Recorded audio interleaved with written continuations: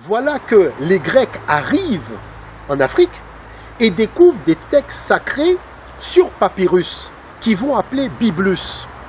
Parce qu'il y a quand même des choses extraordinaires. Tout le monde a un dictionnaire. Il y a ce qu'on appelle l'étymologie, donc les dictionnaires étymologiques. N'importe qui prend un dictionnaire d'étymologie, qui va regarder le mot Bible, la définition et l'étymologie du mot Bible, se retrouve transposé directement en Afrique avec la notion de texte sacré sur papyrus. Alors la chose c'est quoi? C'est-à-dire qu'on vous dit écorce de papyrus, c'est-à-dire Biblus, ça provient de l'utilisation des écorces de papyrus. Il faut arrêter de nous raconter des histoires. Le grec qui est arrivé en Afrique a bien vu que les papyrus servaient en fait à la confection du support. C'est pour ça qu'on appelle le support papyrus du nom de la plante. Si les anciens en Afrique ont inventé l'écriture, ils ont forcément donné un nom à ce qu'ils ont inventé.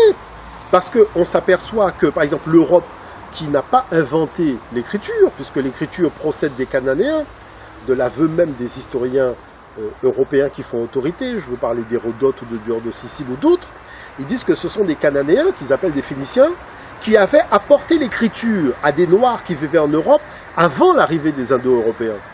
Et les Indo-Européens envahisseurs sont arrivés au moment où il y avait cet échange d'informations.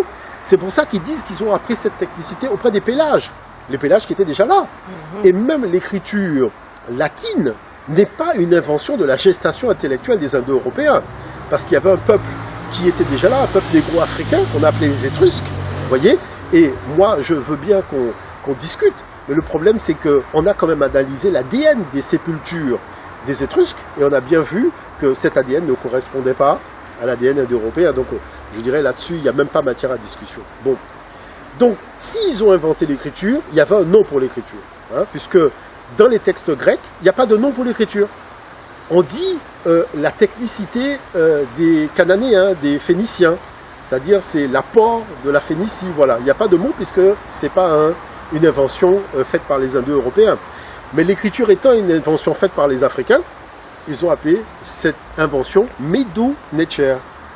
Alors, Medu, Med en égyptien ancien, hein, ça veut dire la parole.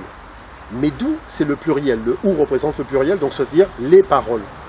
Mais Necher n'est pas au pluriel, c'est bien au singulier. On n'a pas dit Necheru, on a dit Necher. Et Necher, ça veut dire Dieu.